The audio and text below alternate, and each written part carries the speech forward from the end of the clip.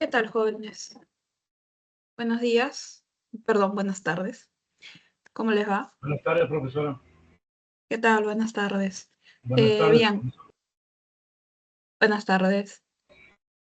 Eh, a ver, vamos a tomar nuestra foto correspondiente y después inmediatamente voy a compartir mi pantalla para iniciar con la sesión del día de hoy.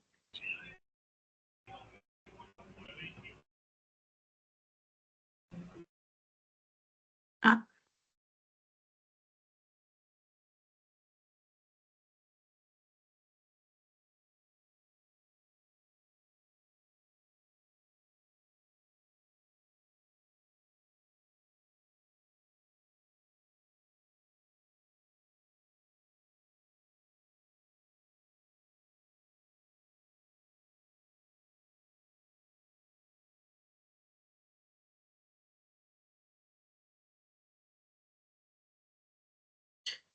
bien, como pueden apreciar en sus pantallas, el día de hoy ya estamos en la semana número 15 de nuestro curso de filosofía y al día de hoy comenzamos con una nueva disciplina filosófica, en esta ocasión la estética.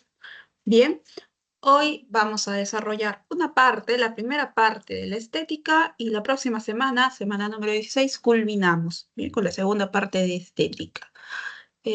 Como vimos, en la primera sesión de nuestro curso, la estética es aquella disciplina filosófica que, de manera general, podemos decir que estudia el arte. Bien, entonces, además estudia varias cosas relacionadas con el arte, ¿no? Pero en general, de manera eh, muy básica, podemos decir que estudia el arte, ¿correcto? Vamos a ver entonces qué significa estética, ¿bien? Cuando nosotros empezamos eh, a estudiar algunas nuevas disciplinas, lo primero que tenemos que ver es qué cosa significa, por qué se llama así. Bien, la palabra estética proviene etimológicamente, es decir, la palabra misma proviene de dos voces, bien, de una voz griega y posteriormente de una voz latina. De la voz griega aesthetique y de la voz latina estética, que ambas se definen como aquello dotado de sensibilidad o aquello dotado de percepción. Bien, es decir, etimológicamente la estética tiene que ver con cuestiones sensibles, con algo que tú captas a través, sobre todo, de tus sentidos, ¿correcto? Esto es etimológicamente. Posteriormente, ya cuando la estética pasa a ser una disciplina filosófica, se dice que ella es la disciplina filosófica encargada de estudiar el arte, las características del arte, las manifestaciones artísticas, las valoraciones en el arte, los juicios artísticos, los juicios, claro, los juicios estéticos, perdón, en las valoraciones artísticas o estéticas, bien, todo lo que se puede estudiar en relación al arte desde la filosofía se encuentra en el campo de la estética. ¿Quién es la primera persona en utilizar la palabra estética? ¿Son los griegos? No. Es este señor que tú tienes aquí en tu pantalla, Alexander Gottlieb Baumgarten. Bien. Eh, Filósofo nacido en Berlín, que fue precisamente la primera persona en utilizar el término estética. A partir de el acuñamiento del término estética hecho por Gottlieb, es que posteriormente vas a encontrar muchos filósofos que ya no van a hablar solamente de arte o de lo bello, sino también van a utilizar el término estética.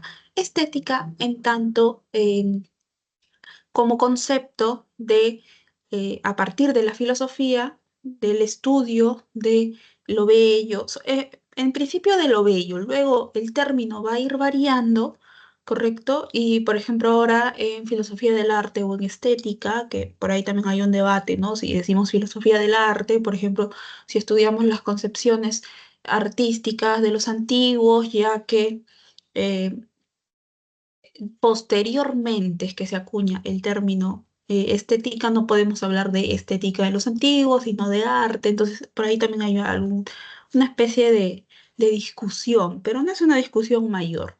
Bien, entonces, se utiliza el término estética en tanto, primero, para hablar del estudio de lo bello dentro de la filosofía, pero esto va a ir evolucionando y, por ejemplo, actualmente el campo del estudio del arte en general, de la filosofía, también involucra conceptos como, aparte de lo bello, ¿no? Sería lo contrario, lo grotesco, lo feo, lo brutal dentro del arte, también son objetos de estudio de la estética actualmente como disciplina.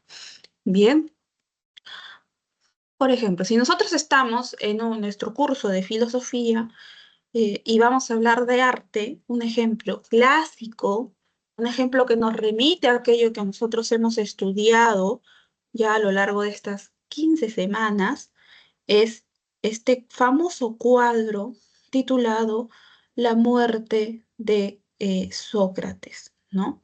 Este cuadro en específico retrata la escena en la que Sócrates va a cumplir su condena, ¿no?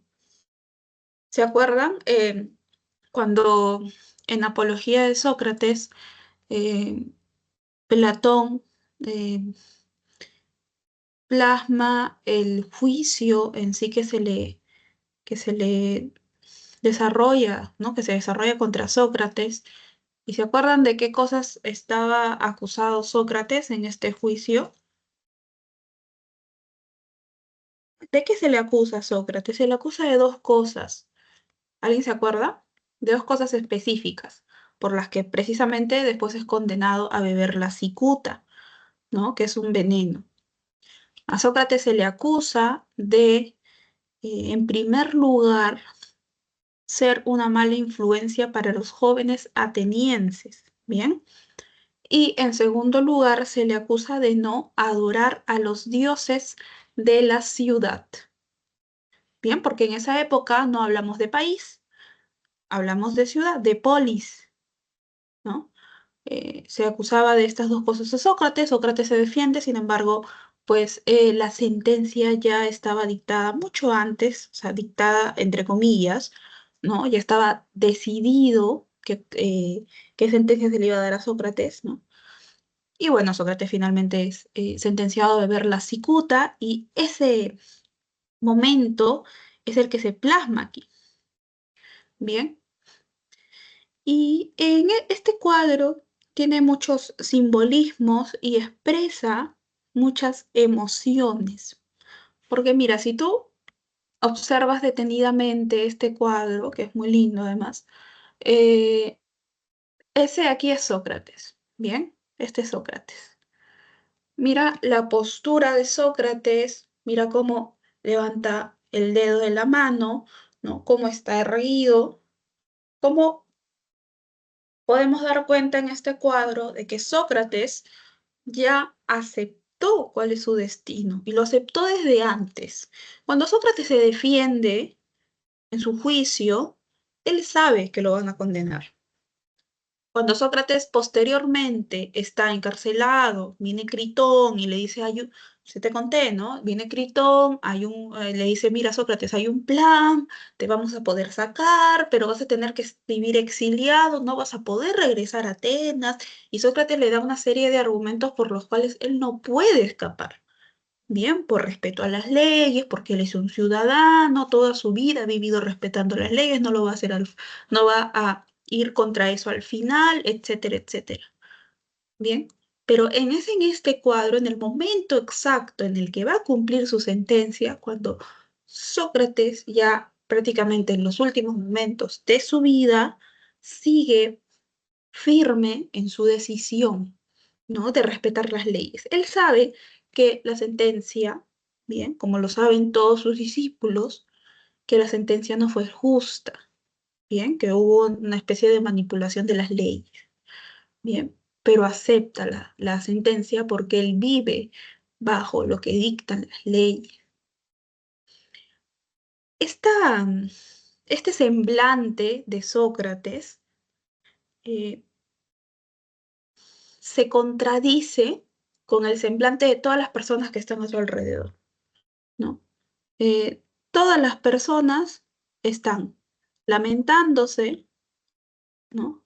Están cabizbajos, están llorando, ¿no? Ni siquiera pueden mirar a los ojos a Sócrates, ¿no? Mira, todas las personas están muy conmovidas respecto de lo que va a pasar, porque saben que o sea, ellos saben que Sócrates va a beber la cicuta, ¿no?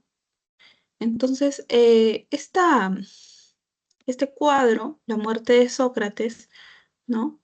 Dibuja precisamente cómo es que afronta la muerte, que a todos nos va a pasar, pero que a la mayoría les causa cierto temor, un temor muy grande, ¿no? Llegar a este momento de nuestras vidas, que precisamente, paradójicamente es el fin de nuestras vidas, ¿no? ¿Cómo lo afronta Sócrates y cómo lo afrontan los demás? Que ni siquiera es una muerte para ellos, sino, pero es la muerte de una persona muy cercana a ellos. Eh, Todo esto se puede interpretar a partir de el cuadro mismo. Bien. Eh, Otra famosa obra de arte, La Pietà de Michelangelo, de Miguel Ángel, bien, artista eh, que en esta escultura, que bueno, si tú la analizas después con ojos de artista, vas a ver todas las representaciones que hay dentro de ella, ¿no? ¿Representa qué cosa? Representa a María, la imagen de María. En el, en el Renacimiento, que es el puente entre la época medieval y la época moderna, ¿no? Todavía se ensalza, digamos, se tiene muy en cuenta la figura de María, ¿no? María como Madre de Cristo y sobre todo María con todos sus valores y con todos los dones que tiene María, la figura de María, de la Virgen María, ¿no? Como ideal de lo que debería ser el ser humano. Bien, sobre todo las mujeres, ¿no? Esta María abnegada con el Hijo, esta María que hasta el fin eh, de la vida de Jesús estuvo allí, ¿no? Que recibió en sus brazos a su Hijo cuando lo bajaron de la cruz. Todo esto, todo este aura que envuelve la figura de María es lo que se quería representar y lo que se quería em, de alguna manera volver a reproducir en el ideal de figura femenina, materna, etcétera, de la mujer en general, en esta época. Bien, para estas cosas también es que las obras de arte surgen. Entonces, eh, bien, hasta aquí, jóvenes, todo claro, podemos avanzar. ¿Sí? Bien. Sí, Miss, por mi Avan- lado, sí, gracias. Bien, muchas gracias. Podemos entonces avanzar. Vamos a ver qué, qué han dicho a lo largo de la historia de la filosofía respecto al arte algunos filósofos. Bien, empezamos por la Grecia antigua, donde tenemos claramente marcadas dos posiciones, la de Platón y la de Aristóteles. Bien, esta este es un pequeño extracto, esta imagen que ves aquí, ¿no? De la escuela de Atenas. ¿Bien? El famoso cuadro de la escuela de Atenas. Por un lado, acuérdate, Platón está con el dedito hacia arriba. ¿Por qué? Porque él habla de la existencia de dos mundos, ¿no? Y Aristóteles está con la mano así, porque para Aristóteles, recuerda, solamente existe un mundo, el mundo material. Bien. Para Platón, primero, él nos va a hablar de estética, propio, es parte de la época antigua, ¿no? Él habla de arte, habla de cuestiones como lo bello, ¿no? Para Platón, cuando un artista, bien, cuando un artista crea una obra de arte, lo que está haciendo es mímesis. ¿Qué cosa es mímesis? Es un término que significa imitación. El arte, por lo tanto, por definición, solo es mímesis, es imitación. Yo copio algo, según Platón, ¿por qué? Si yo copio algo, ¿por qué es que mi creación no puede ser original? ¿No? Porque si me dicen que algo es una copia, yo entiendo que no es original. Porque para Platón, acuérdate, existen dos mundos. Existe primero el mundo, vamos a buscar, existe primero el mundo que está arriba, ¿no? Digamos, metafóricamente está arriba, no está arriba en realidad, el mundo de las ideas y existe el mundo sensible. Bien, cuando tú copias algo, cuando tú creas arte, ¿sí? Para Platón, lo que estás haciendo es copiar, solo copiar la idea de lo bello. La idea de lo bello es una idea muy importante en la filosofía platónica, ¿correcto? Que se encuentra obviamente en el mundo de las ideas y nosotros no podemos llegar al mundo de las ideas. ¿Quién llega al mundo de las ideas? ¿Te acuerdas? ¿Qué persona llega al mundo de las ideas? El filósofo. El filósofo, ¿no? Recuerda que vimos la alegoría de la caverna, donde el filósofo sale de la cueva, llega al exterior, ¿no? Que representa precisamente este mundo de las ideas. Bien, entonces, solamente el filósofo llega al mundo de las ideas, nosotros no.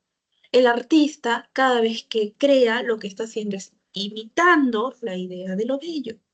Nunca va a encontrar la belleza en sí, nunca va a llegar a la idea. Todas las obras de arte que tú veas son, según según Platón, copia de lo que se encuentra en el mundo de las ideas, que es la idea de belleza. Bien, entonces esto es Platón. Recuerda que entonces en su teoría del arte está muy ligada a su dualismo ontológico. Bien. Pasamos a Aristóteles. Aristóteles, discípulo de Platón, nos dice que el arte, bien, el arte se define por ser una actividad humana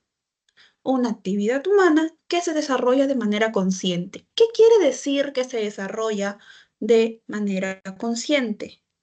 Es decir, que en esta actividad humana, el arte, está presente la característica racional del ser humano.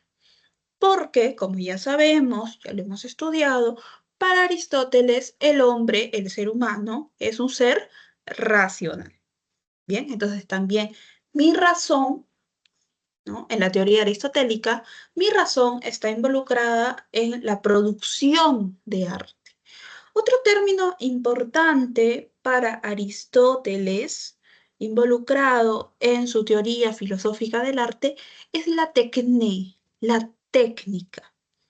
Bien, yo, artista, si voy a producir algo, es una actividad humana, está involucrada mi razón, pero algo muy importante es que la técnica, me da las herramientas o los pasos que yo debo seguir para poder crear mis obras de arte, ¿no? Mira, por ejemplo, esto es cerámica, es un buhito de cerámica, ¿no?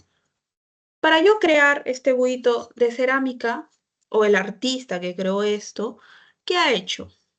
Un día se levantó y dijo, voy a hacer un buhito de cerámica, ¿no? Con líneas así, que de color, ese color es como marrón y amarillo, ¿no?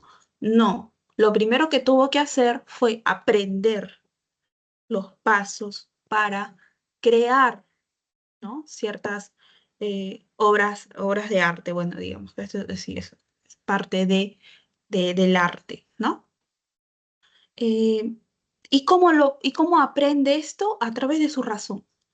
El hombre aprende esto a través de su razón. Sigue estando muy presente la característica de ser racional en Aristóteles. Bien, entonces esta es la diferencia, pues, entre Platón y Aristóteles respecto a sus teorías del arte. Bien, para Platón es imposible que nosotros eh, lleguemos a la idea de belleza, ¿por qué? Porque hay dos mundos, mientras que para Aristóteles, ya que solamente hay un mundo, sí podemos producir cosas bellas. Bien, incluso para Aristóteles, recuerda que él divide las ciencias en tres grupos y el arte se encuentra dentro del grupo de las ciencias productivas.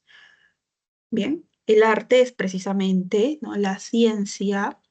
Acuérdate que para él ciencia es una definición muy distante a la que tenemos hoy, ¿no? El arte es aquella ciencia de producir cosas bellas a través de tu razón, ¿no? De aprender algo a través de la técnica también. Y cuando tú ya tienes el conocimiento de cómo se producen esas cosas bellas, puedes crear tus piezas de arte o obras de arte. Bien. Hasta aquí, claro, jóvenes, ¿quedó claro esta época? ¿Podemos seguir? Sí, por mi parte sí. Bien, gracias. Bien, a ver, ¿qué? Ahí estoy. Luego, en la época moderna nos encontramos con un filósofo que ya hemos visto varias veces, el señor Immanuel Kant, filósofo alemán, quien en su vasta obra filosófica eh, todo su sistema filosófico y su filosofía en sí está marcada por, sobre todo, tres libros fundamentales. Bien, primero tenemos la crítica a la razón pura, luego la crítica de la razón práctica y por último la crítica del juicio, también titulada la crítica de la capacidad de juzgar. Es precisamente en este último texto eh, que en realidad sirve de puente entre las dos primeras críticas, en donde Kant va a desarrollar su teoría su teoría de estética, porque Kant va a entender estética como lo vimos en la primera lámina, ¿no? O sea, como lo vimos como etimológicamente, básicamente. Bien, va a va a entender el término estética, sobre todo lo va a ligar con cuestiones de sensibilidad. Bien, Eh, pero algunos términos que nosotros ya hemos visto a lo largo de las distintas sesiones que involucran a Kant, porque Kant tiene textos para casi todas las disciplinas filosóficas, bien, eh, hay un término muy importante que es transversal a todo aquello que Kant va a plantear. Y es el imperativo categórico. ¿Te acuerdas qué decía el imperativo categórico? Había dos formas de expresar el imperativo categórico. ¿Cuál es una de ellas? ¿Alguien se acuerda?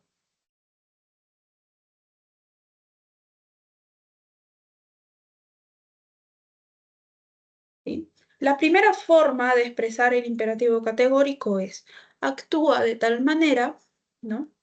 Actúa de tal manera que siempre cuando vas a actuar pienses en que tu acción se vuelva universal. O sea, actúa de tal manera que quieras que todos actúen así en una situación parecida. Bien. Y la siguiente es ver a todo hombre o a todo ser humano como un fin en sí mismo y nunca como un medio. Esta última sentencia del imperativo categórico de alguna manera va a ser traspasada a su concepción estética. Para Kant, el arte, bien, el arte también tiene un fin en sí mismo? Sí, bien. No solamente tiene esta concepción dentro de su ética, sino también de su estética, imagínate. O sea, cuando yo, espectador, ¿no? Eh, él habla de un término importante también, que es el gusto, ¿bien? Y da 4 definiciones de ella, pero bueno. Eh, Cuando yo, espectador, estoy frente a una obra de arte, ¿bien? Y cuando disfruto de alguna manera, encuentro satisfacción en esta obra de arte, lo último que yo debo buscar es, por ejemplo, que al, al yo decir que fui a una exposición, la gente piense que yo soy muy docto en cuestiones de arte o que me reconozcan como una persona que sabe mucho de arte, ¿no? Simplemente debo admirar la belleza eh, de las cosas porque así son, porque son bellas en sí mismas, ¿bien? Por el contrario, si yo soy un artista, por ejemplo, y construyo una obra de arte, una pintura, una escultura, etcétera, eh, yo debería hacerlo, según Kant, debería hacerlo por la satisfacción misma que me da crear esta obra de arte. No porque yo quiera alcanzar el éxito, no porque yo quiera que, por ejemplo, me compren un cuadro a un elevado precio, no porque yo, por ejemplo, con este cuadro o con esta escultura, etcétera, yo puedo ganar un premio, puedo ganar reconocimiento o puedo ser mejor que otros. No. Si tú buscas eso, vas contra el imperativo categórico kantiano. Estás viendo al arte y la expresión del arte, que es la obra artística, como un medio y no como un fin en sí mismo. ¿Dónde encontramos el fin, en una especie de fin en sí mismo, bien, de lo bello para Kant en la belleza libre de la naturaleza, ¿no? Por ejemplo, este paisaje natural, ¿no? Este paisaje natural, valga la redundancia, que emerge en la naturaleza, se dio de manera libre. Nadie lo construyó, o la misma naturaleza no la construyó, para, por ejemplo, que las personas la visiten y la consideren bella y tenga reconocimiento y le tomen muchas fotos. Simplemente se dio. Bien, entonces, este es un ejemplo muy claro de precisamente esta belleza libre que no tiene un objetivo, ¿bien? Y que así se puede captar en la teoría estética kantiana. Eh, por ejemplo, ¿no? En nuestro país, ¿qué cosas se consideran bellas y que han sido productos de la naturaleza, que nadie ha, eh, digamos, que no han conocido mano del hombre, como se dice, ¿no? Existen muchos valles naturales, muchos paisajes naturales que después han sido descubiertos por el ser humano. Luego, bueno, vienen algunas políticas de conservación, etcétera, etcétera, pero eh, el espacio sigue siendo creado por la naturaleza. Bien. Luego también Kant lo que nos dice es que los juicios de gusto, él habla de juicios de gusto, no específicamente de juicios estéticos, sino de juicios de gusto, que es un término importante también en su filosofía, bien, es decir, sobre aquello que es bello o no, son estos juicios que nosotros podemos tener, bien, individualmente. Por ejemplo, imagínate que nosotros los que estamos presentes aquí hacemos un viaje en grupo a la ciudad del Cusco y visitamos la montaña de los 7 colores, ¿no? Cuando está en su esplendor. Una montaña muy linda. Imagínate que la vemos y nosotros sin decir nada, Bien, compartimos un juicio de gusto. Para nosotros, este paisaje, esta montaña es bella, ¿no? Pero si nos empiezan a preguntar, es un juicio de gusto primero subjetivo. Bien, primero subjetivo, está en nosotros. Luego,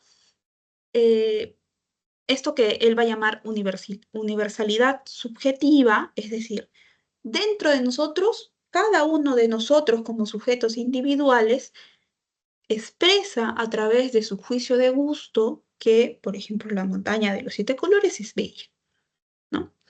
Luego, este juicio de gusto, que en un principio es subjetivo, se vuelve objetivo. ¿Por qué? Porque todos nosotros poseemos algo, racionalidad, o si se quiere, sentido común. Bien, a través de esta racionalidad que tenemos todos, podemos concluir que ese paisaje es bello. Bien, qué duda cabe, ¿no? Es muy poco probable que venga alguien y diga, no, a mí esa montaña me parece lo más feo que he visto en mi vida.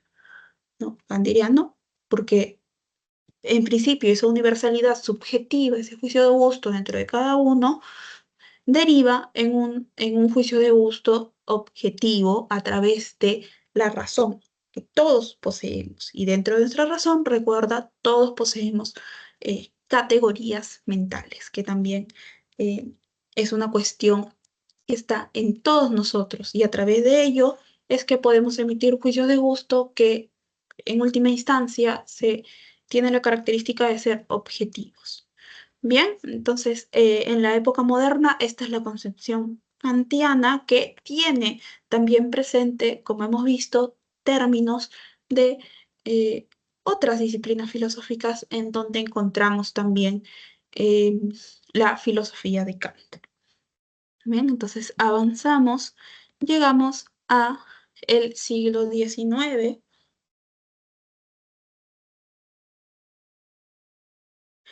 primero con el señor Friedrich Hegel, filósofo alemán, que nosotros también ya hemos visto un par de veces, ¿bien? En Hegel se da una diferenciación muy importante en frente a la pregunta, ¿qué es lo bello? ¿No? ¿Qué cosa es exactamente lo que estudia la filosofía respecto de lo bello? ¿No? Lo bello en el arte en sí.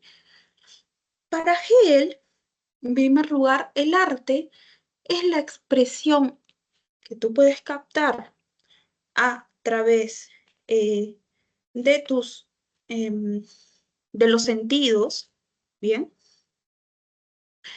Puedes captar esto, pero el arte surge a partir de lo que quiere expresar el espíritu. La idea también es conocida como espíritu. Bien, recuerda que cuando vimos filosofía contemporánea siglo XIX, hablamos en Hegel de el espíritu que se vuelve posteriormente espíritu absoluto. Bien, entonces, frente a esto, lo que dice Hegel es que hay una diferenciación entre dos cosas, entre lo bello natural, que es lo bello que surge en la naturaleza, y lo bello artístico, que es lo bello, obviamente, producido por el ser humano. Bien, no es lo mismo, ¿no? Como anteriormente hemos visto que hay por ahí a veces alguna equivalencia, ¿bien? Pero para Hegel no es así. Eh, ¿Por qué para Hegel va a ser aquí una especie de jerarquización? ¿Por qué para Hegel es más importante lo bello artístico? Porque el arte, ¿no? O su teoría del arte, su estética va a estudiar esto. ¿Por qué no esto? Porque para Hegel, lo bello artístico, en lo bello artístico es donde podemos encontrar el espíritu. ¿no? La idea, el espíritu. Aquí me salió terriblemente eso. Aquí encontramos el espíritu, en lo bello artístico. ¿Por qué? ¿Y por qué no encontramos en lo bello natural el espíritu? Porque el espíritu, recuerda, está dentro de nosotros.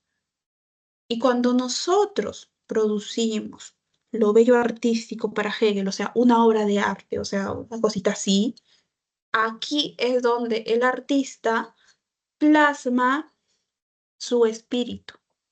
En la naturaleza no hay ningún espíritu. Lo bello natural, que es esto, por ejemplo, lo bello natural, el espíritu frente a lo bello natural puede captar lo bello natural, puede interpretar lo bello natural, ¿ya? Puede observarlo, puede contemplarlo, ¿bien? Pero lo bello natural, el espíritu que está en cada uno de nosotros, no lo puede crear. Bien. Si el hombre, como se dice, ¿no? Si la mano del hombre ingresa en una creación de la naturaleza, esto ya no sería una creación de la naturaleza, ¿no? Pero para Hegel, por eso es que él realiza esta diferenciación, ¿no? La estética estudia pues lo bello artístico porque la obra de arte es una creación ¿del espíritu de quién? Del artista. Bien. Cuando el espíritu se quiere manifestar, ¿qué hace? Crea arte. Y la estética, por eso es que estudia ello, porque a través del arte, ¿bien?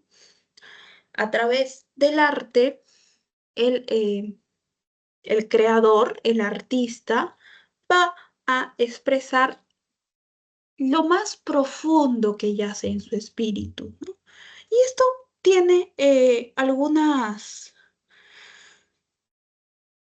ejemplos que podemos tomar para reforzar aquello que plantea Hegel. A veces cuando tú ves obras de arte o escuchas obras de arte, porque la música también es un arte, ¿no? A ti te gusta, por ejemplo, un cierto género musical, y a veces tu artista favorito, ¿no? Presenta una canción, imagínate tu artista o tu grupo favorito, ¿no? Y dicen lo siguiente cuando van a presentar esta canción. "No, esta canción nace de lo más dentro de mí, porque es una experiencia que yo viví muy personal y he intentado plasmar todo aquello que siento a través de las letras, ¿no? Y también de la música misma, y por eso es que se pudo publicar esta canción, o un disco, imagina. Según Hegel, entonces, en esta canción o en este disco de tu artista o de tu banda favorita, ¿qué encontramos? Encontramos la expresión del espíritu. Bien, en una primera instancia es así. Por ejemplo, aquí tenemos la famosa eh, Noche estrellada sobre el Rónado de Vincent Van Gogh, ¿no? Eh, Pintor, artista universal, impresionista, considerado impresionista por muchos teóricos del arte, en donde Van Gogh a través de esta obra representa precisamente esta escena, y a través de los colores, ¿no? Se puede estudiar lo más profundo que Van Gogh puede expresar a través de esta obra, ¿no? Las siluetas, las luces, y bueno, esto ya pertenece a el ámbito de un estudio que corresponde precisamente a la teoría del arte, etc., ¿no? Pero esto, Hegel nos diría que es la expresión del espíritu, de lo bello que yace dentro del espíritu de Van Gogh, ¿no? Toda su obra sería eso. Y bueno, sabemos por las cartas que le envió Van Gogh a su hermano, eh, Theo Van Gogh, que casi en todos sus cuadros, lo que él expresaba era precisamente lo que pasaba en ese momento en su vida, ¿bien? En cada etapa de su vida. Bien, ahora, hay un término muy importante para Hegel, que es la muerte del arte. ¿Qué pasó? ¿El arte ha muerto en realidad? ¿No? Entonces, profesora Hegel estaría de acuerdo, por ejemplo, con a veces esta gente que dice, no sé, la música ha muerto porque hay géneros que cada vez más nuevos, que en realidad no tienen nada que ver, no son artísticos, ¿no? Y dicen cosas con las que mucha gente no está de acuerdo. No. En primer lugar, Hegel lo que va a hacer es diferenciar a lo largo de la historia tres etapas fundamentales en donde se desarrolló el arte. Bien, la primera etapa o la primera época es la época simbólica, el arte simbólico, en donde todavía, o sea, todavía se está empezando, ¿bien? Se está empezando a reproducir todavía obras de arte porque el espíritu y lo que se brinda al exterior todavía no está muy conectado. Un ejemplo de esto es la arquitectura que podemos encontrar en la cultura egipcia.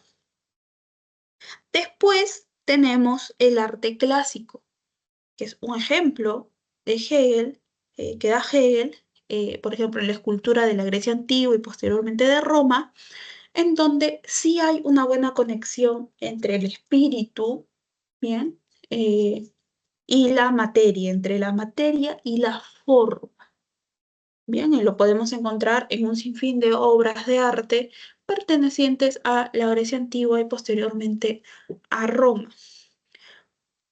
Luego, la tercera etapa es el arte romántico, en donde, según Hegel, encontramos precisamente la expresión del espíritu en su mayor grado a través de expresiones artísticas tales como la música, la pintura o la poesía. Por ejemplo, eh, cuando la religión, específicamente el cristianismo, se encuentra en una posición de poder en la historia, tenemos muchas pinturas y sobre todo tenemos música que lo que expresa es precisamente este espíritu, ¿no? Este espíritu, esta belleza que yace en el espíritu de cada artista, ¿no? Según Hegel, por eso es que en este periodo, en el periodo romántico, podemos encontrar la espiritualidad en grado sumo o en su mayor grado. Bien. Posteriormente, dice Hegel que el arte ha muerto. En realidad dice, el arte ha llegado a su final. Bien. Lo que se conoce como el fin del arte, pero para evitar ambigüedades con la palabra fin, también se conoce como la muerte del arte. ¿Qué sucede? El arte, como hemos dicho en estos últimos minutos, en un principio el arte es la expresión del espíritu. ¿Bien? Y esta expresión del espíritu también nos da una verdad. El espíritu quiere expresar a través de las obras de arte su verdad. Pero ¿qué sucede? En un momento hay un límite para el arte. Ya no puede hacer esto el arte. Ya no puede expresar la verdad.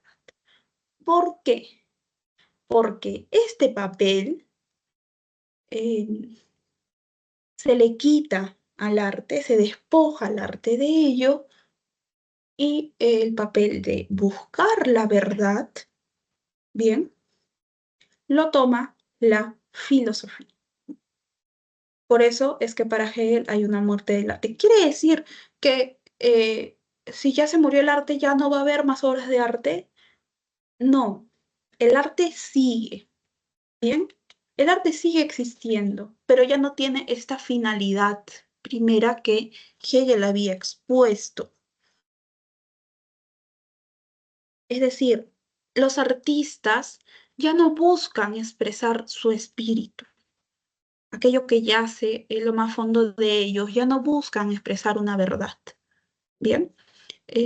Buscan expresar cualquier otra cosa, porque el arte sigue existiendo, ¿bien? Pero su finalidad es cualquier otra cosa, no la que Hegel había dicho, porque esta finalidad, como el arte ya no tiene esta finalidad, viene la filosofía y dice, bueno, yo me encargo. Yo voy a buscar la verdad y yo voy a expresar la verdad. No voy a dar la verdad para los demás. Bien, entonces esta es la concepción respecto del arte para Hegel, filósofo del siglo XIX.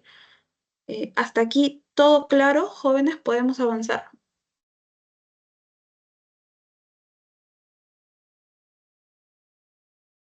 ¿Sí?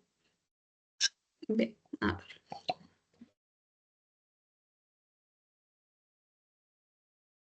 avanzamos. Seguimos en el siglo XIX con otro Friedrich, pero con Friedrich Nietzsche. Para Nietzsche, el arte, él tiene un texto muy clásico respecto a ello, y paréntesis, en Nietzsche, aparte de filósofo, aparte de filólogo, que era filólogo y filósofo, también fue muy cercano a muchos artistas de su época. También se dedicó un poco al arte. Bien, tocaba piano. Fue un amigo muy, muy cercano del músico mundialmente conocido Richard Wagner. Eh, Luego tuvieron por ahí algunas discusiones, terminaron peleados en realidad, y luego Nietzsche escribe su famoso texto El caso Wagner, ¿no? Que es un texto muy cortito y muy interesante, si te interesa un poco la vida extra filosófica de Nietzsche. Bien. Eh, para Nietzsche, si nosotros recordamos un poquito de lo que hemos visto con anterioridad en Nietzsche, en su texto El nacimiento de la tragedia, nos va a decir lo siguiente. Bien, la tragedia, él toma la tragedia como ejemplo de arte, para él es como lo más importante, la tragedia. Bien, el arte surge a partir de que precisamente el artista se entrega a su parte dominada por el dios Dionisio. Dionisius, Dionisio, Dioniso, Baco, también se le conoce como dios de los romanos, ¿no? ¿Quién es Dioniso? Dioniso es el dios del vino. ¿Te acuerdas? El dios del vino, el dios de la embriaguez, el dios del desenfreno, el dios que representa todo lo oscuro, todo lo irracional. Ese es Dionisio. ¿Cuál es el dios totalmente contrario a Dionisio? Apolo. Lo apolíneo, diría Nietzsche.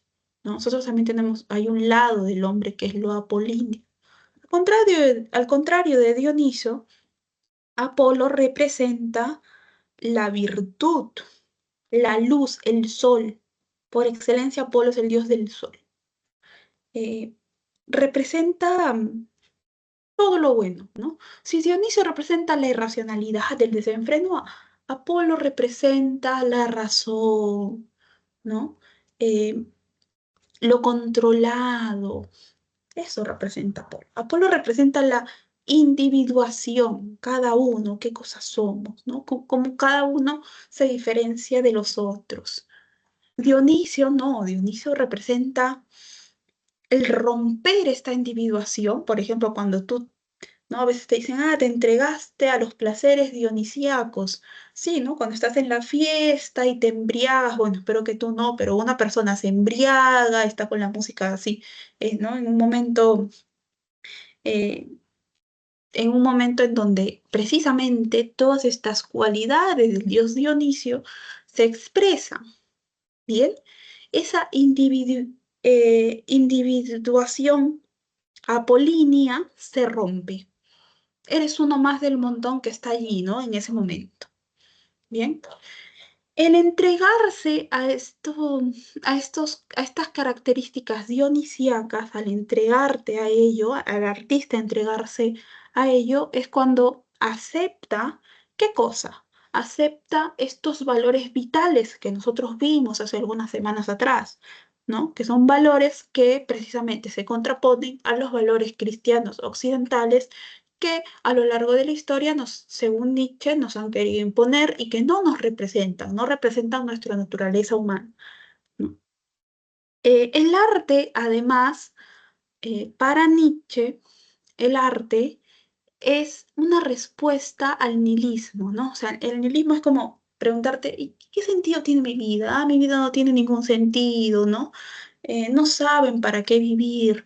Pero como el arte es esta entrega a los valores vitales, que son precisamente valores que representan la verdadera naturaleza humana, te va a dar un sentido para vivir, según Nietzsche, ¿no? Esto representado en la tragedia. El arte, además, es una expresión de la voluntad de poder.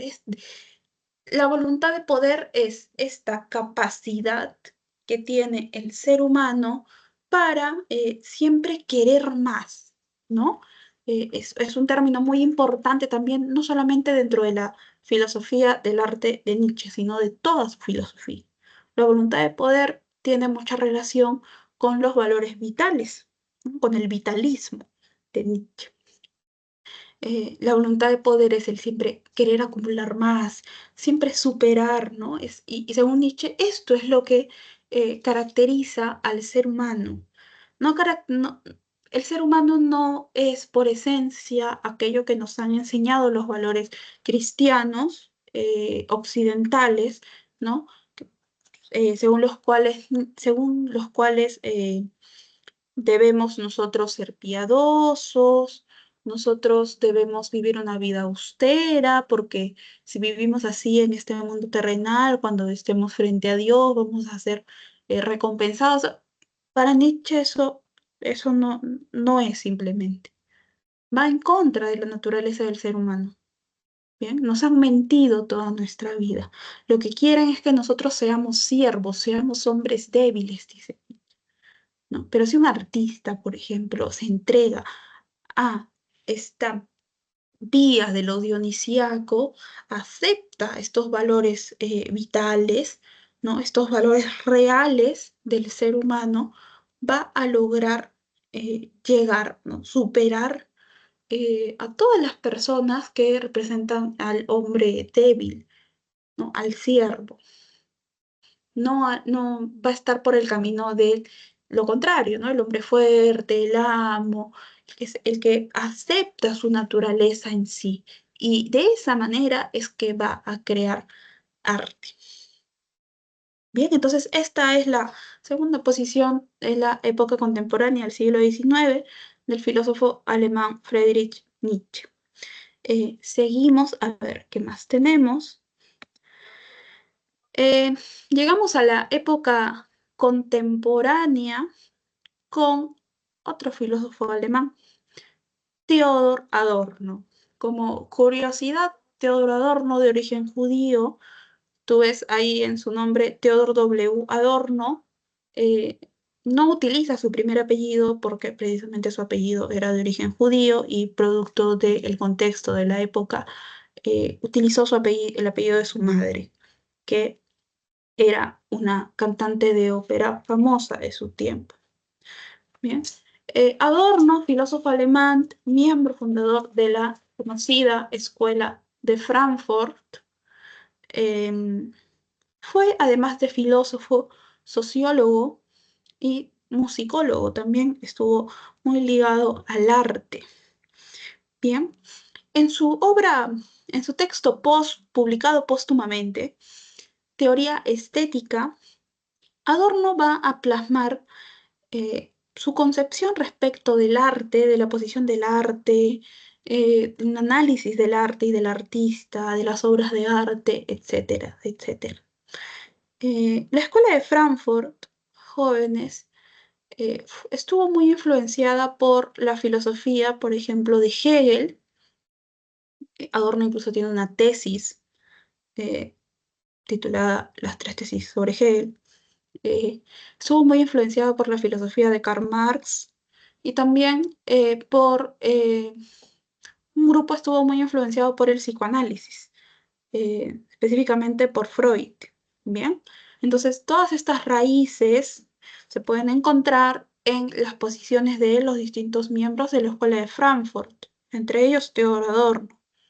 Em, Adorno, y aquí se parece un poco a Hegel, nos dice, comienza su teoría estética con una frase que va a englobar mucho, mucho de lo que él va a escribir después. Dice, eh, es evidente que eh, respecto al arte ya nada es evidente.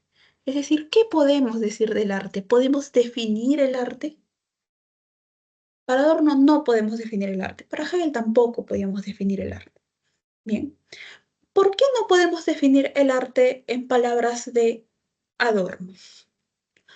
Porque las concepciones que nosotros podamos tener sobre el arte, sobre qué cosa es arte, qué cosa se puede considerar artístico, a quién podemos considerar artista, etcétera, etcétera, solamente eh, si damos una definición,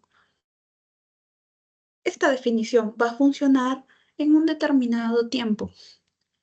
Bien, gracias a su formación como sociólogo eh, y también como filósofo, Adorno nos va a decir que la concepción o definición que nosotros podamos tener respecto a la palabra arte va a cambiar, bien, va a cambiar dependiendo qué tiempo y qué espacio, ¿correcto? Para unas personas, eh, algo puede ser considerado arte en este momento, siglo XXI, año 2024. Para nosotros, peruanos, por ejemplo, la sociedad peruana, algo puede ser considerado arte. Pero si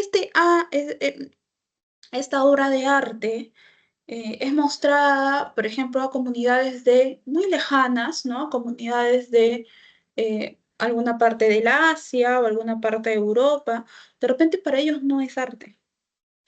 Bien, entonces, ¿por qué intentamos dar una definición universal de la palabra arte? Según Adorno, no es posible. Otra cuestión importante respecto del arte es que, ya que no podemos definir qué cosa es arte, bien, por este mismo cambio en tiempo y en espacio de las sociedades, entonces cada cierto tiempo va a surgir algo nuevo en el campo del arte. Y este algo nuevo siempre va a ser respuesta a algo que es pasado. Y de aquí una concepción muy, muy, muy importante en la teoría estética de Adorno es que para él, por esencia, el arte no puede ser conservador. ¿Qué quiere decir esto?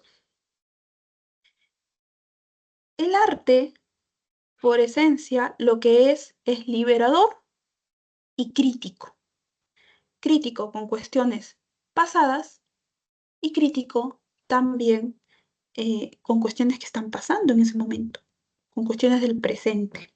Bien, por esencia, el artista cuando crea una obra de arte va a expresar su sentir.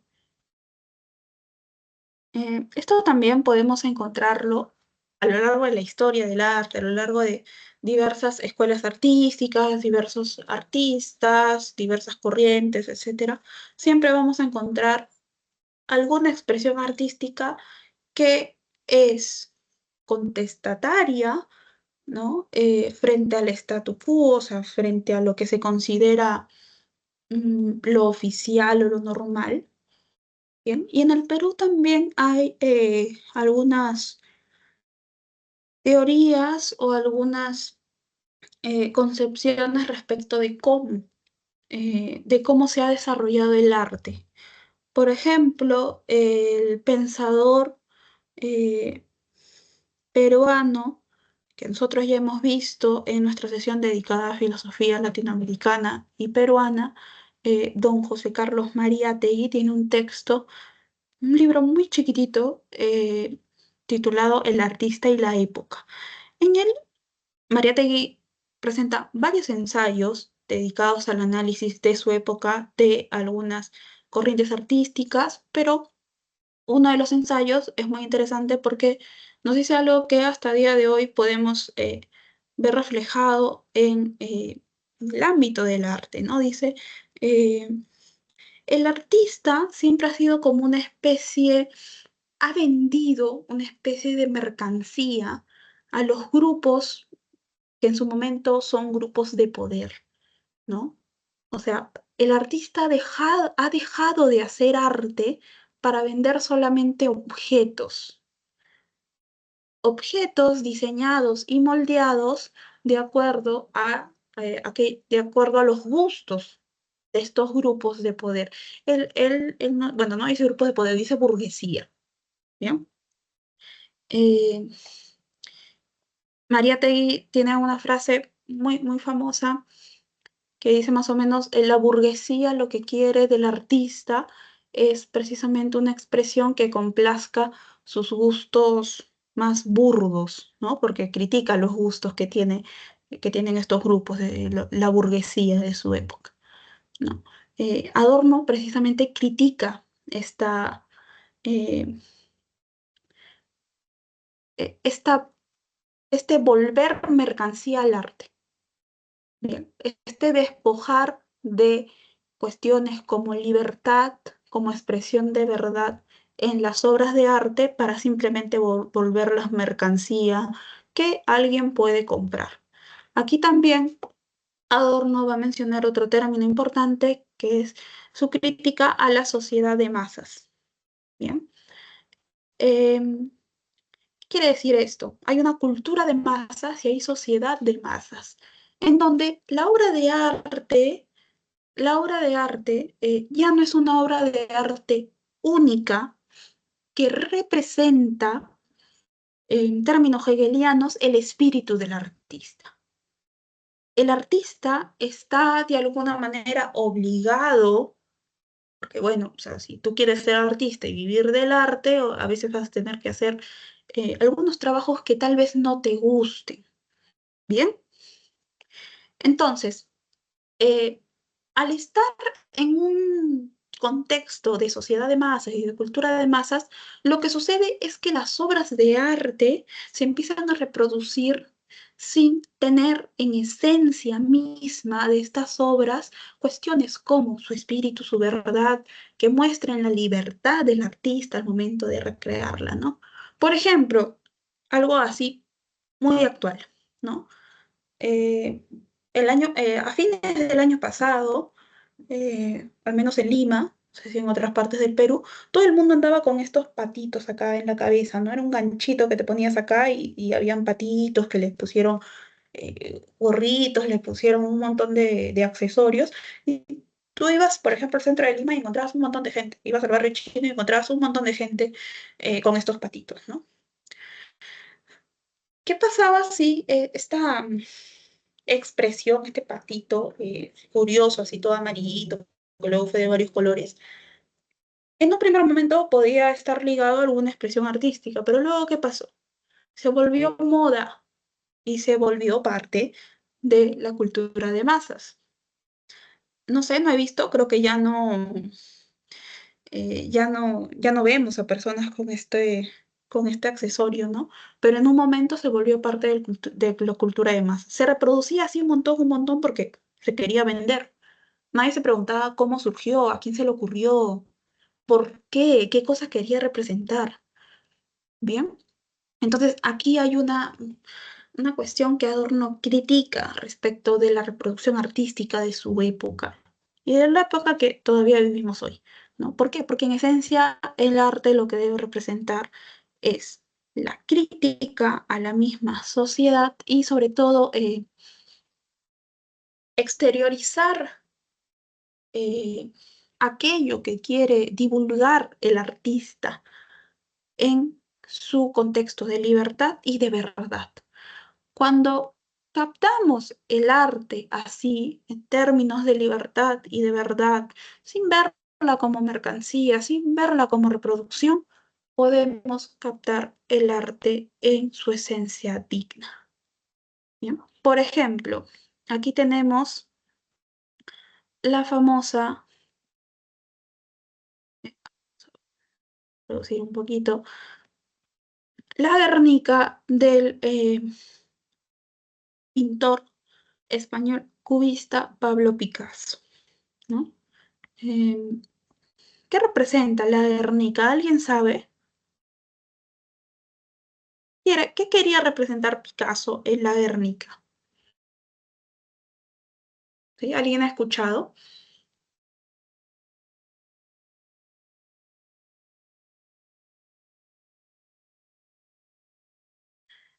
En la Guernica, que fue un pedido del gobierno español en realidad, Picasso representa el bombardeo de Guernica. Bien, es decir, está criticando los efectos de la guerra, ¿no? Picasso, nosotros lo conocemos como un artista, un pintor eh, que fue parte de la escuela del movimiento cubista. Bien, entonces si tú ves la Guernica así, dices, ah, bueno, como él era cubista, entonces lo que está haciendo es eso. Ah, en realidad sí, pero si tú ves más a fondo los elementos de la Guernica de Picasso, vas a encontrar expresiones como estas, expresiones como estas, ¿no? ¿Qué está criticando aquí? Los efectos del bombardeo de un lugar, ¿no? Criticando los efectos de la guerra. Bien, las consecuencias, si ves aquí, aquí veo bastantes rostros. Eh, entonces, por esencia, lo que nos quería mostrar, mira, lo que está diciendo Picasso aquí, bueno, a partir de varias interpretaciones, porque hay un sinfín de interpretaciones y aquí no vamos a hacer precisamente una clase de teoría del arte, pero lo que expresa Picasso aquí es precisamente su crítica frente a estas situaciones, ¿no? De guerra, ¿no? ¿Qué tan necesaria es la guerra? Mira las consecuencias que trae la guerra. Gente que no está involucrada termina pereciendo, ¿no? Eh, este cuadro, La Guernica de Picasso, es solamente uno de los ejemplos eh, respecto sobre todo, ciertas actividades humanas, ¿no? Por este lado tenemos la famosa persistencia de la memoria de dadaísta Salvador Dalí, surrealista en realidad, eh, en donde encontramos, ¿no? Los clásicos relojes que se están derritiendo. Estos relojes que se están derritiendo, y si acá ves más o menos, se dice que también aquí esta, esta sección del cuadro con el reloj derritiéndose es una especie de autorretrato. Es decir, Dalí aquí se autorretrató. Bien. Eh, la la persistencia de la memoria de Dalí, vamos a ampliar un poquito, lo que está criticando en realidad, a grandes rasgos, es cómo es que nosotros percibimos el tiempo, ¿no? En realidad el tiempo es tan estático como las sociedades la asumen. En realidad siempre nos falta tiempo. Aquí también encontramos algunas influencias del psicoanálisis, el cual Dalí también era conocedor. Eh, A través de este cuadro y de algunos cuadros también que forman parte de la obra de Dalí, se critican precisamente concepciones actuales, concepciones de su época, y que podemos traer incluso a nuestros días, ¿no? ¿Por qué la gente actualmente siempre está tan apurada? ¿No? ¿Por qué a veces damos cuenta de que la gente está corriendo? ¿Por qué la gente siempre dice, nunca me da tiempo para hacer nada?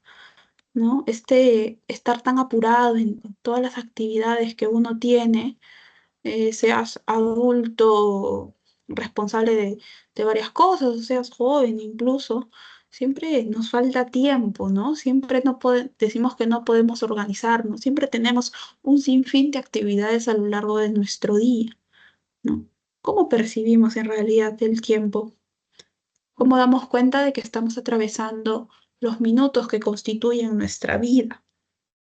¿No? A partir de cuadros así, de obras así, eh, nos invita a reflexionar sobre qué estamos haciendo en realidad con nuestro tiempo.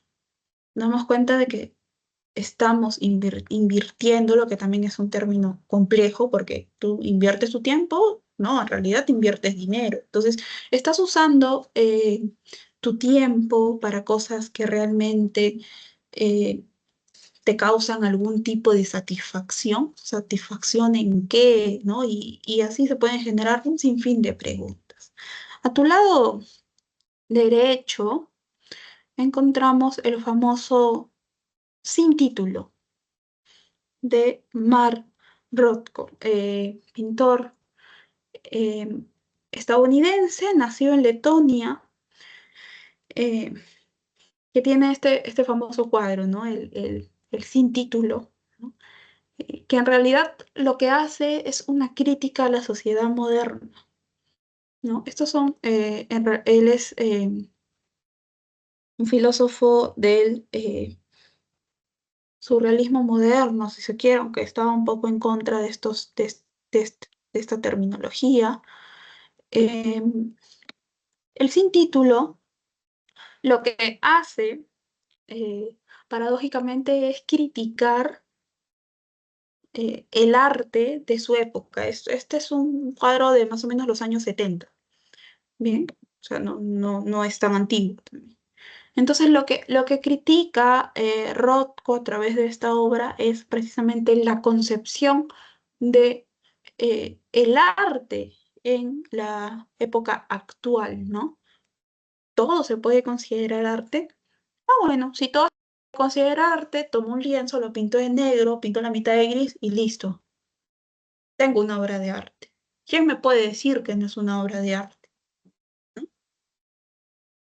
No, pero es solamente dos, dos rectángulos que forman un cuadro. Pero ¿por qué no podría ser una obra de arte? ¿Quién dicta qué cosa es o no es una obra de arte actualmente? ¿No? Y estas cuestiones rígidas que después se volvieron un poco nebulosas respecto a qué cosa podemos considerar arte y qué cosa no podemos considerar arte, también son criticadas a partir de distintos movimientos artísticos, ¿no? Hemos visto noticias, por ejemplo, en donde la más clásica es esta, en donde tomaron una banana, un plátano, la pegaron con una cinta en una pared y durante mucho tiempo la gente pensó que era una obra de arte eh, en una galería y durante muchos días la gente se paraba frente a este objeto ahí pegado en la pared pensando que alguien lo había hecho, que alguien había razonado, que alguien había meditado durante mucho tiempo para presentar esta obra de arte, ¿no? Es una especie también de criticar eh, los límites que actualmente, o no límites, se han puesto respecto de las consideraciones sobre las obras de arte. Bien, entonces estos son algunos ejemplos en los que podemos encontrar presentes algunas concepciones de adorno actuales respecto de su teoría estética o su teoría del arte. Ahora, las valoraciones estéticas o las valoraciones artísticas y los juicios estéticos también forman parte de aquello que estudia la estética como disciplina filosófica. Bien, es innegable pues que todas las obras de arte tienen algo,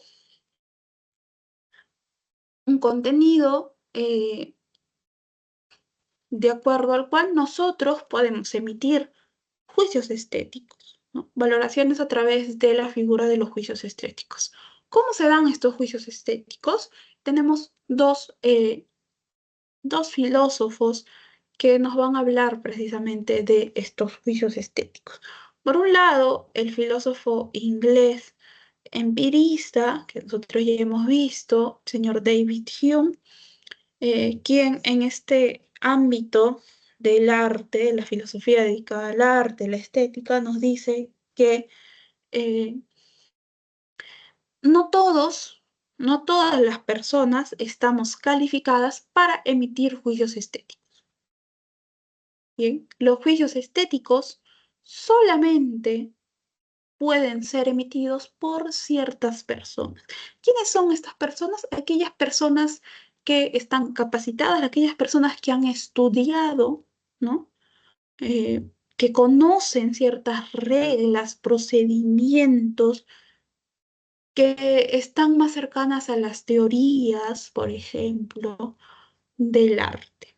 Bien, no cualquiera puede emitir juicios estéticos.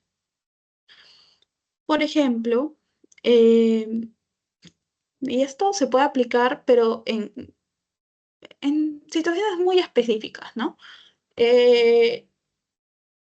Idealmente, si se hace una convocatoria, por ejemplo, a un concurso de arte en donde se va a seleccionar un ganador y, digamos, la consigna es en un lapso de 5 horas poder pintar sobre un lienzo, ¿no? Digamos, un óleo sobre lienzo, cierto paisaje, ¿no? Se inscriben alrededor de 30 personas, son artistas todos, y en un espacio determinado y en un tiempo determinado se da la competencia, ¿no? Imagínate. Y el jurado está representado por, no sé, profesores de bellas artes, artistas independientes, artistas reconocidos, algunos artistas extranjeros, etcétera, etcétera. Hume diría que estas personas sí están calificadas para emitir juicios estéticos, ¿bien? Porque tienen una formación que soporta, ¿no? Que sirve de base para estos juicios que ellos emiten, ¿correcto?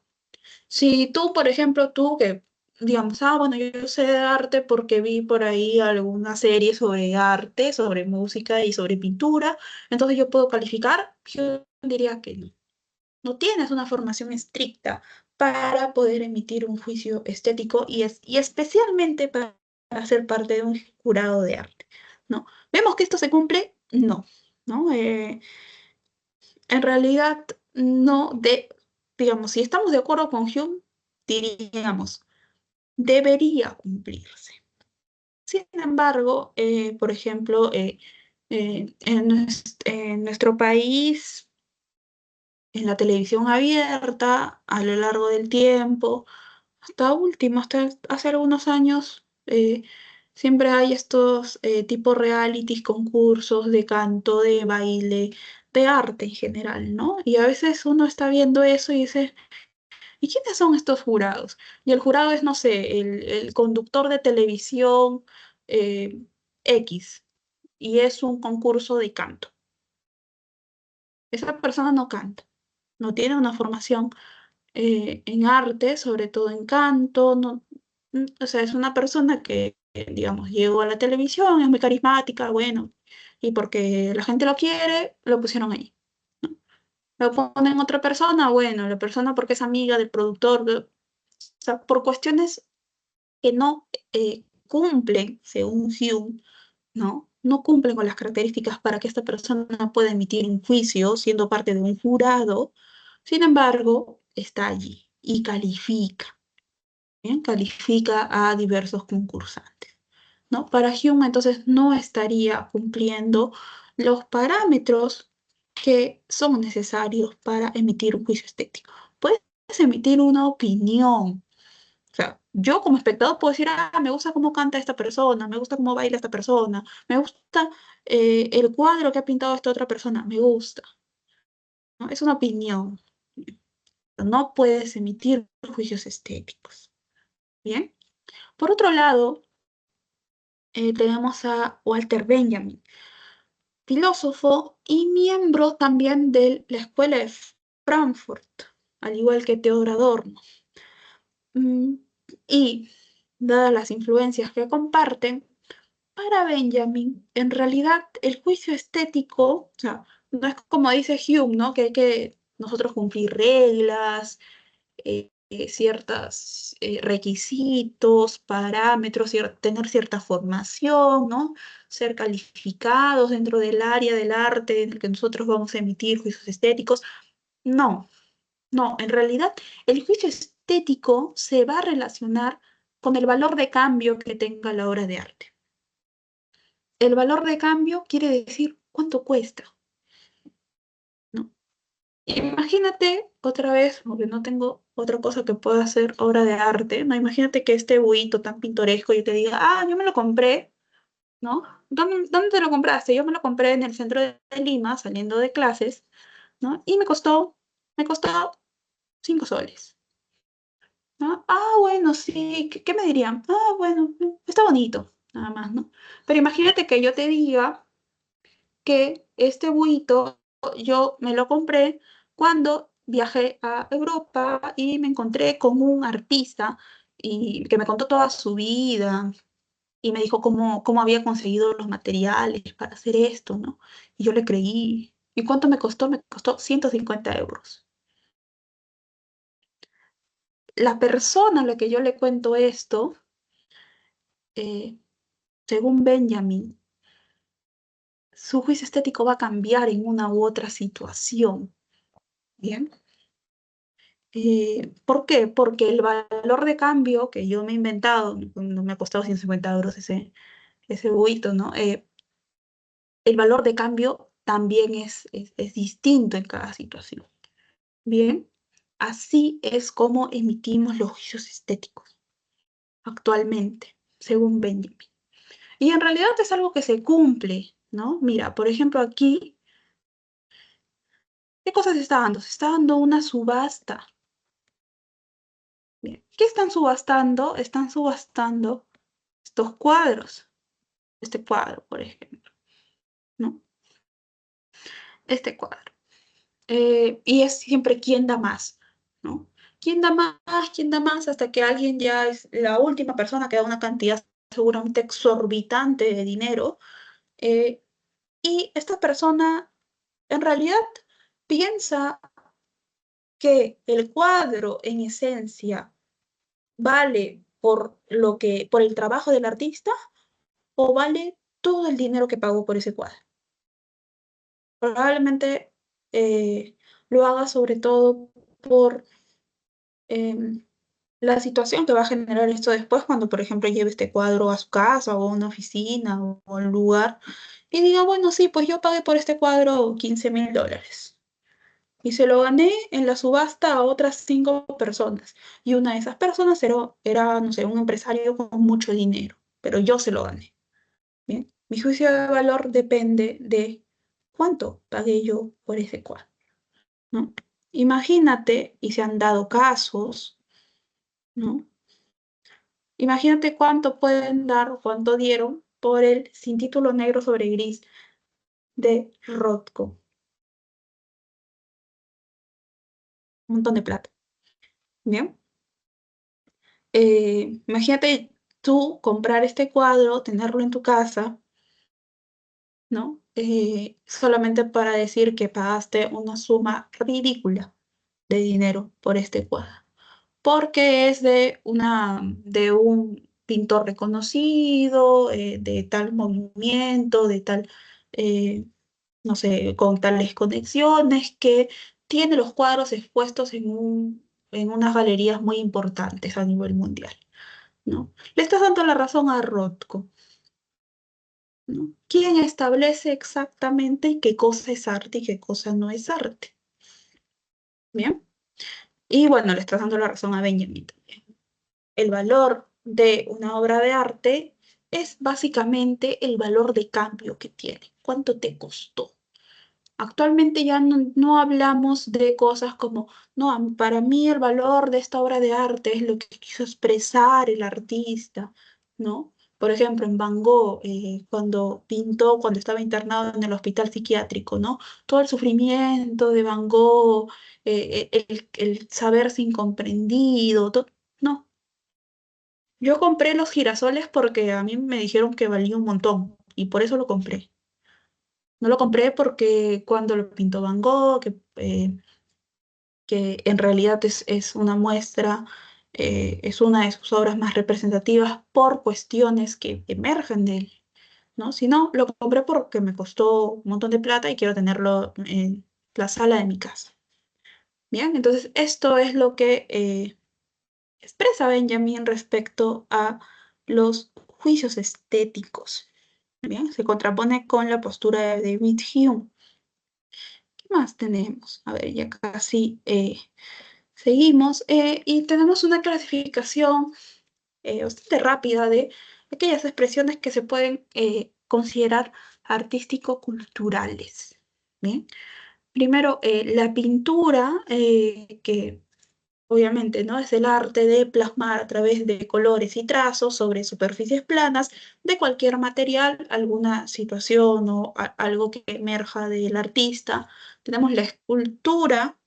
Recuerda que la escultura en la clasificación de los periodos artísticos de Hegel se encuentra en el periodo clásico, que es donde se relaciona más, de manera más adecuada la materia y la forma para Hegel. ¿Bien? Luego la literatura también es una expresión artística cultural. eh, un dato importante es que la primera clasificación de géneros literarios la realiza Aristóteles, que clasifica tres géneros literarios: la épica, la lírica y el drama. Bien, Eh, porque sabemos que Aristóteles, eh, el gran proyecto de Aristóteles es una clasificación de muchas ciencias, ¿no? Él quería tener enciclopedias sobre las distintas ciencias, ¿no? Y también se encargó de estudiar la literatura. Luego la arquitectura, que es precisamente la construcción de edificios o monumentos, que en su mayoría, esto es algo que también se puede mencionar en la mayoría de clasificación de las artes que realizan algunos filósofos, como por ejemplo Hegel y Arthur Schopenhauer, que también tiene una clasificación de las artes. Siempre la arquitectura está como en la base de la pirámide, o sea, siempre le encuentran como el arte o la expresión artística más básica. ¿Por qué? Porque al momento de construir eh, estos edificios o lo que fuese, como en, en construcciones grandes provenientes de la arquitectura, encuentras siempre algunos desperfectos o cómo entra la luz, cómo encuentras oscuridad, etcétera, etcétera. Para muchos filósofos esto representan cuestiones imperfectas, precisamente, ¿no? Por eso es que siempre se encuentran en la base de la vida. Bien.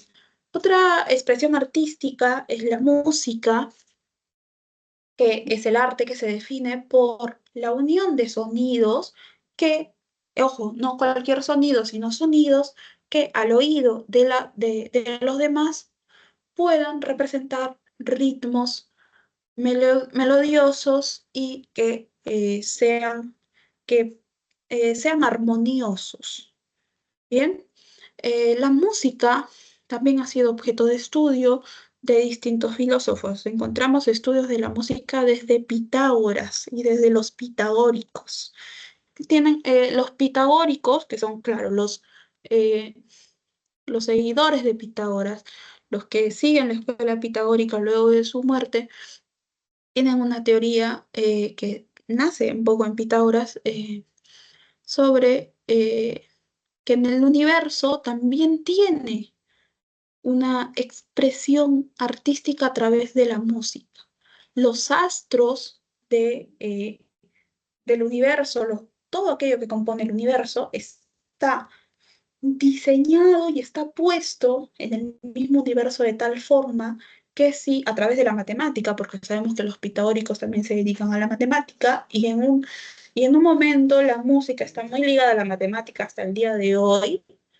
eh, si hacemos cálculos, podemos escuchar, ¿no? En realidad esto es algo muy teórico, melodías armoniosas precisamente, que si en algún momento se empiezan a juntarse estos astros, pueden emitir.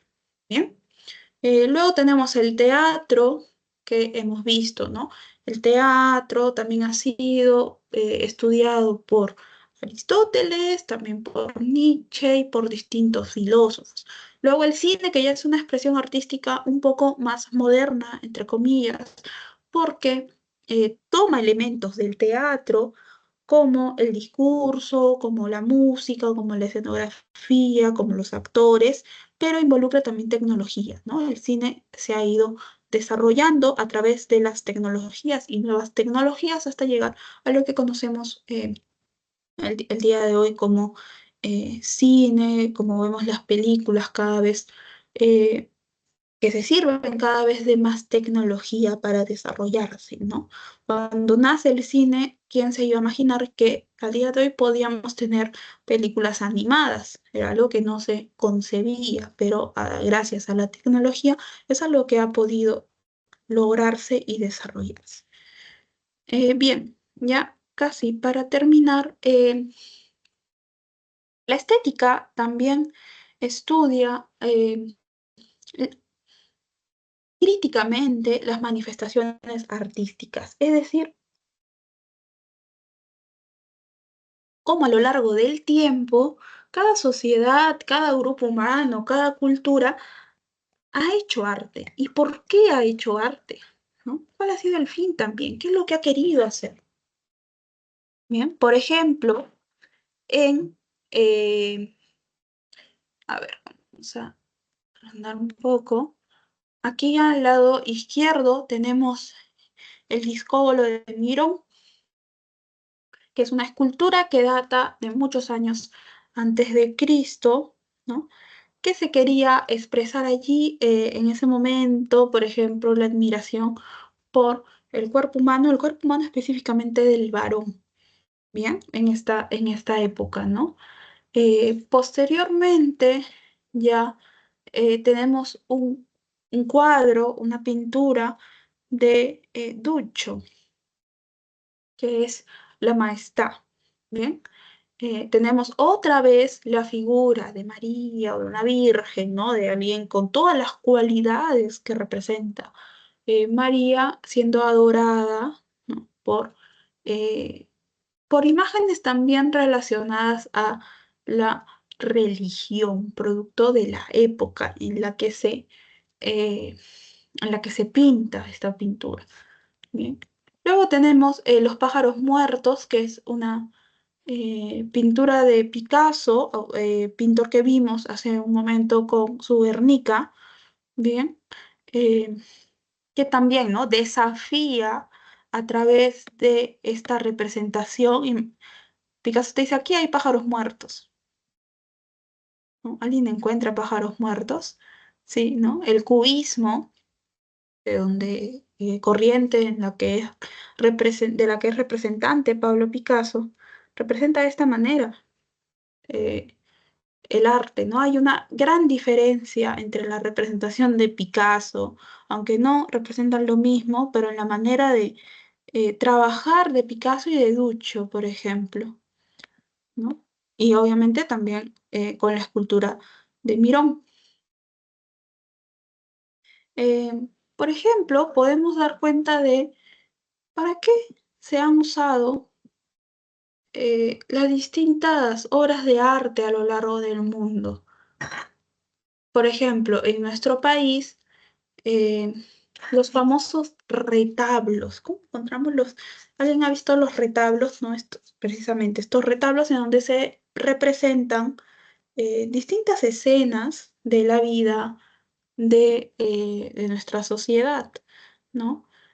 Cuando se empezó a evangelizar con la llegada de los europeos a nuestro país, se utilizaban el arte, se utilizaba esta especie eh, de obras de arte, ya que el idioma era una barrera, ¿bien? Se utilizaban unas figuras parecidas a las del retablo para evangelizar a los indígenas, ¿bien? Imagínate estos retablos no tenían dentro episodios de la vida cotidiana de las personas, sino tenían episodios bíblicos, mediante los cuales intentaban narrar, contar a los indígenas lo que ellos consideraban la verdadera palabra del verdadero Dios, es decir, los europeos. Bien.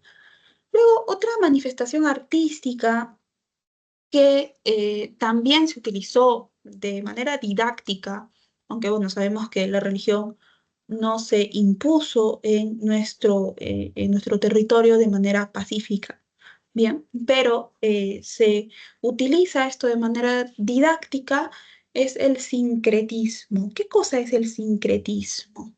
Eh, Términos religiosos se unen a representaciones que tenían las culturas de nuestro territorio antes de la llegada de los europeos. Por ejemplo, cuando se dan las celebraciones por Semana Santa, por ejemplo en Ayacucho, ¿no? Que mucha gente viaja porque es una fiesta muy grande y también, no sé, para las fiestas posteriores, etcétera, tú ves que la imagen de las imágenes religiosas que suelen ser de vírgenes, ¿no? Cada lugar tiene una virgen representativa, siempre está la virgen, la imagen, y la falda siempre es en una forma triangular, ¿no? O sea, la falda es algo así, ¿no? La falda es así, ¿no? Y bueno, luego aquí está ya la figura de la Virgen con la melena y tiene una ropa y todo, ¿no? ¿Qué representa esta forma triangular? A través del sincretismo, esta forma es la unión de el catolicismo y la religión que estaba aquí antes de la llegada de los españoles. Esto representa la montaña. El Apu representa al Apu que adoraban los antiguos peruanos. Por ejemplo, esta unión se da así. Y así son representadas luego las imágenes religiosas a través de las distintas escuelas artísticas, ¿no? Que también son encargos en realidad de la iglesia y de la corona, ¿no?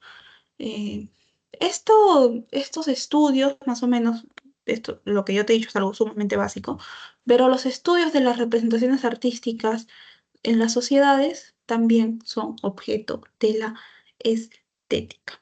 Bien, jóvenes, hasta aquí llegó la sesión del día de hoy. ¿Hay alguna pregunta? ¿Todo claro? Si no, con los minutos que nos quedan, procedemos a desarrollar algunas preguntas de esta semana. ¿Sí? ¿Todo claro?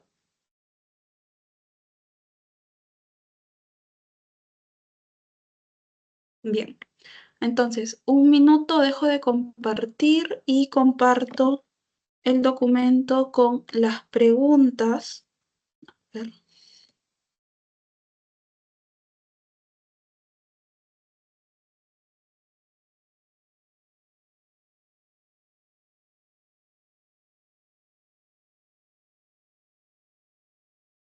Bien. Tienen en su pantalla el documento con las preguntas correspondientes a esta semana. La lectura complementaria nos dice lo siguiente. El arte como fenómeno dionisíaco ennoblecido, el arte como la visión trágica del mundo, esta es la gran significación de lo dionisíaco, que el sufrimiento y la destrucción no son negaciones de la vida, sino sus condiciones. De esta fuente trágica brota una sabiduría que ve más allá del individuo y del efímero, que reconoce la eterna voluntad de vivir incluso en la destrucción y en el dolor. Este es un fragmento del texto que ya te comenté cuando vimos Nietzsche, El nacimiento de la tragedia. Bien. De la afirmación que nos dice el sufrimiento y la destrucción no son negaciones de la vida, sino sus condiciones, ¿qué podemos deducir? Podemos deducir, ¿qué cosa? Que la vida humana, según Nietzsche, se define por la ausencia de sufrimiento y de destrucción, que la comprensión de estos aspectos inevitables conlleva una visión profunda de la existencia, que el sufrimiento y la destrucción deben ser evitados a toda costa para alcanzar la felicidad, que el sufrimiento y la destrucción no tienen ningún significado en la vida humana ni en la estética, o que la vida solo tiene sentido cuando se evitan por completo el sufrimiento y la destrucción. Según lo que hemos visto en Nietzsche, ¿cuál sería la respuesta correcta? ¿Qué alternativa marcamos?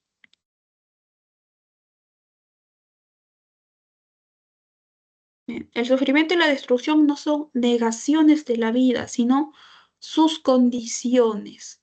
¿Por qué? Porque esto lo está relacionando Nietzsche con lo dionisíaco dentro del arte. El arte como algo que emerge a partir de la entrega del artista o del ser humano a lo dionisíaco. Bien, Eh, dice, de esta fuente del sufrimiento y la destrucción como condiciones de la vida, no como negaciones, brota una sabiduría que ve más allá del individuo y del efímero, que reconoce la eterna voluntad de vivir del hombre, ¿no? Incluso en la destrucción y el dolor. Entonces la alternativa correcta es la letra B, ¿no?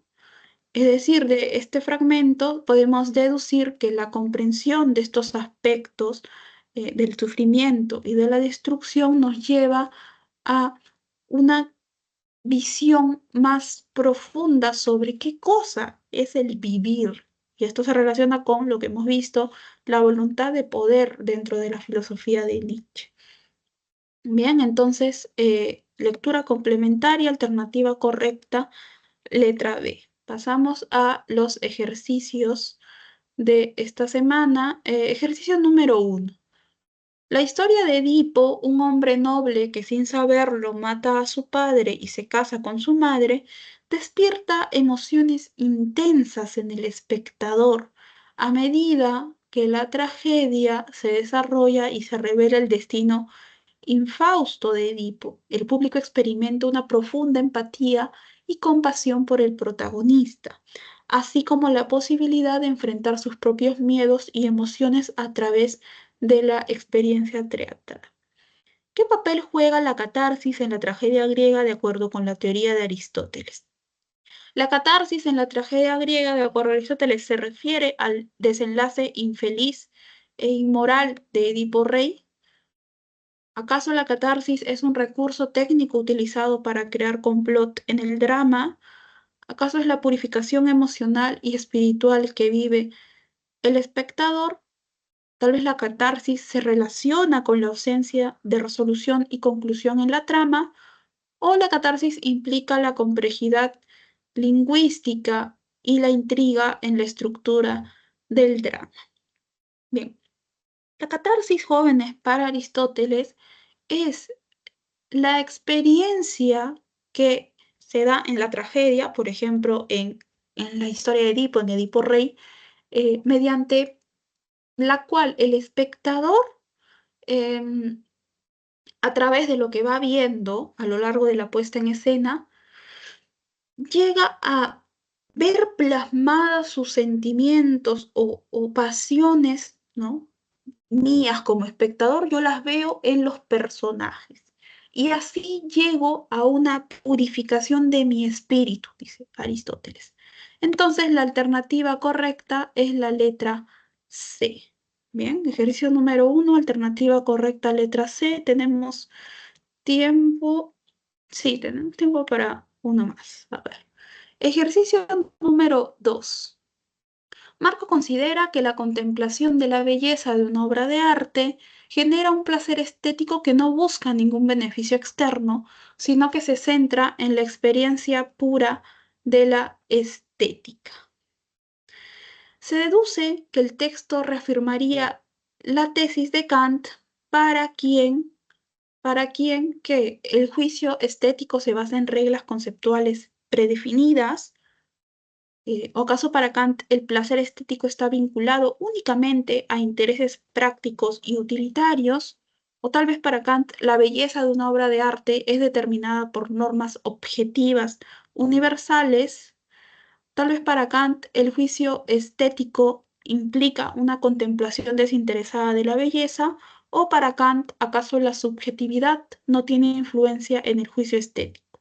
¿Cuál sería la alternativa correcta, no? ¿Qué es lo que afirma Kant en su tesis estética, en su filosofía estética?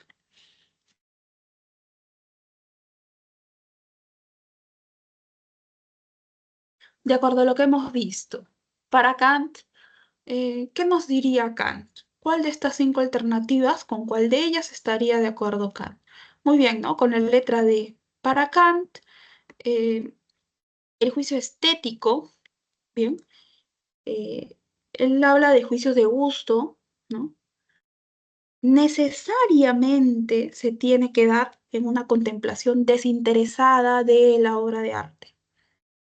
Bien, y la creación de la obra de arte también se da de manera desinteresada, porque recuerda que en su filosofía del arte o en su concepción de estética están implicados términos y concepciones que toma de otras partes de su filosofía. Por ejemplo, aquí encontramos también cosas muy similares, ¿no? Como él plantea su teoría de la estética. Es muy similar la forma en la que la plantea, con esta contemplación desinteresada, ¿no? Es muy similar al imperativo categórico que nosotros hemos revisado en nuestras sesiones dedicadas a la ética. Bien, eh, bien, a ver, ¿nos da tiempo? Sí, nos da tiempo para una pregunta. La película La Sociedad de los Poetas Muertos aborda temas de represión, rebeldía y lucha por la libertad intelectual y emocional en un ambiente restrictivo y conformista.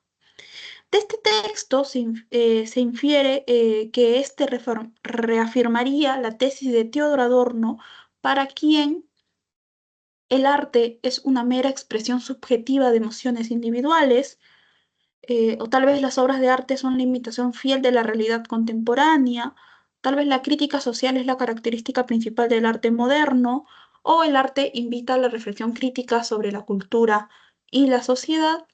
¿O acaso la creación artística se basa en reglas universales e inmutables?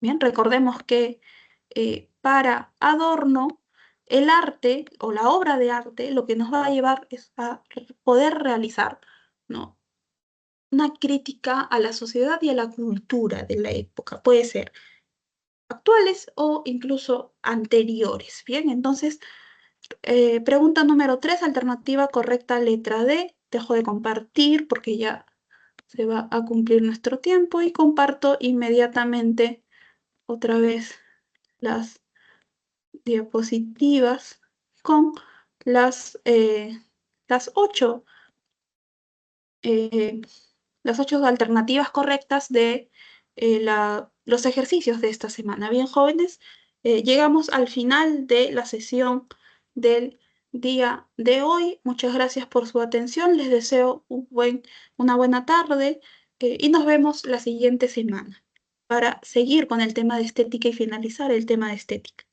Bien, hasta el próximo jueves. Gracias, Miss. Hasta la próxima. Hasta luego.